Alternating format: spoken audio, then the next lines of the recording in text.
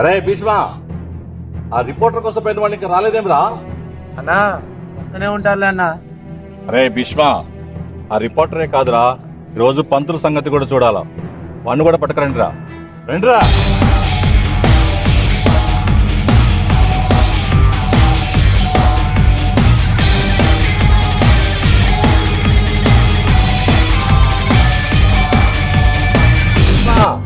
ఏర్రా కొడుకులు, అన్నా మనోళ్ళు పట్టుకొస్తున్నారే.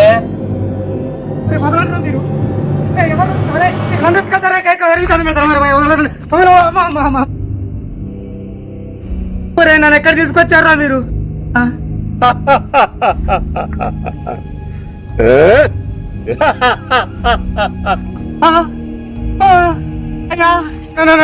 నమస్కారం అండి. ఎరా పంతులు, కొమ్ములు వచ్చాయా? భూపతి గారు, నాకు కొమ్ములు రావడం ఏంటండి? మీ కింద నేను వానపాములు అంటోని. ఏదో 4 ఇళ్లలో 4 మాటలు చెప్పి బతికేవాడు. పురోహిత్యంతో పాటు వేరే బాధ్యతలు కూడా తీసుకున్నావట, నిజమేనంటావా? అయ్యయ్యో భూపతి గారు, నేను ఏం పాపం చేశానండి? పిచ్చి పంతులు, పాపమే చేశావో పుణ్యమే చేశావో ఆ సంగతి నీకే తెలియాలి. నేనే పాపం చేయలేదయ్యా, నన్ను వదిలేయండి అయ్యా. ఈ పంతులు పైకి అలానే మాట్లాడతాడన్నా. మేక ఉన్న పుల్లన్నా, నా ఈ పంతుల మాట అసలుకే నమ్మొద్దన్నా. ఈ పంతులు అసలు వదలొద్దు. ఏరా పంతులు, ఎంత అమాయకంగా నటిస్తున్నావేమిరా? నీ అమాయక మాటలను నమ్మటానికి చిన్న పిల్లాడు అనుకుంటున్నావా? నీ శిష్యుడు అనుకుంటున్నావా? అయ్యో రామ రామ కృష్ణ కృష్ణ. అయ్యా, నేనేం తప్పు చేశానండి? నేనేం తప్పు చేశానని నన్ను ఇక్కడ తీసుకొచ్చారు? అయ్యా భూపతి గారు, ఎందుకండి మీ మాటలతో నన్ను ఇలా చిత్రహింసలు పెడతారు? పంతులు, మాయ మాటలతో మమ్మల్ని మోసం చేయాలనుకుంటున్నావా? ఆ విశ్వనాథం, వాడి తమ్ముడు రామనాథం వాడే గొప్పవాళ్ళ? మేము గొప్పవాళ్ళం కాదా? నీ కంటికి కనపడటం లేదా? అయ్యా భూపతి గారు, నేను పంచాంగాలు చెప్పుకుంటూ పెళ్లిళ్ళు కుదిరించుకుంటూ ఏదో జీవనం గడుపుతున్నానండి. నాకెందుకు అనుకున్నవాడివి? ఎవ్వరితో సంబంధం లేకుండా బతకాలి. మరి ఆ విశ్వనాథం కూతురికి సంబంధం ఎందుకు చూస్తున్నట్టు? ఆ సంబంధం చూడటం నా వృత్తి ధర్మం కదండి. వృత్తి ధర్మమా? ఏం ధర్మం? నీ బోడి ధర్మం. దానికి పెళ్లి సంబంధం అంటే చూసావా? నీ పంచబుడి పొద్ది. నా పంచి ఒకటేనా, ఇంకేమన్నా ఓడ తీయాలన్నా?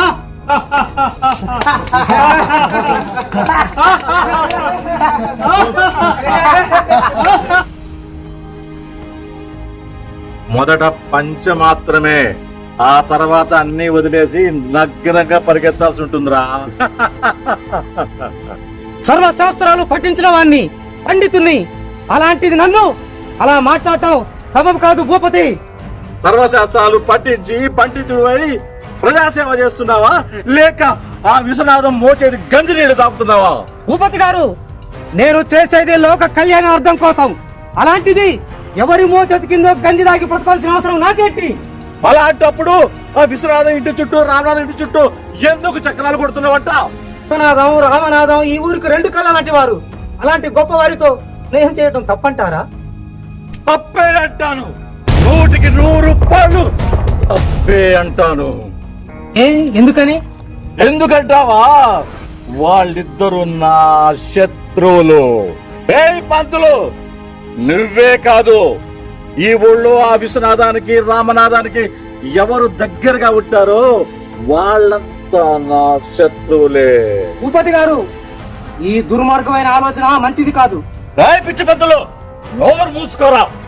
నీ మాయ మాటలు వినటానికి నేనేమన్నా విశ్వనాథం, రామనాథం అనుకున్నావురా? నీ మాయ మాటలు విని గంగిరెద్దున తల ఊపడానికి ఎవరనుకున్నావురా? భూపతి రాజు ఇక్కడ. మీరు ఎవరైతే నాకేంటి? నన్ను వదిలేయండి, నా దారిలో నన్ను పోనీయండి. శాస్త్రి, మా చేతిలో చిక్కాక ఎక్కడికి పోతావు? నా దారిలో నేను పోతుంటే మీరు ఇక్కడికి ఎత్తకొచ్చి మీ ఇష్టం వచ్చినట్టు మాట్లాడటం న్యాయం కాదు భూపతి. నువ్వు గనక విశ్వనాథం కూతురికి సంబంధం చూసినట్టయితే నీ మెడ మీద తలకాయ ఉండదు తెలుసా? భూపతి రాజు, నన్ను బెదిరిస్తున్నావా? కాదు, హెచ్చరిస్తున్నాను. నీ హెచ్చరికలకు భయపడి నా వృత్తికి అన్యాయం చేయమంటావా? నీ జీవితానికి అన్యాయం చేసుకున్నాడు అవుతావు. జాగ్రత్తగా ఆలోచించి ముందడుగు వేయి. ఓ ధనబలం, అంగబలం, గుండె బలం, కండబలం ఉన్నదని నాలాంటి బలహీనులు భయపెట్టడం మీకు సరదా అనుకుంటా. చెప్పింది గుర్తుందిగా పంతులు?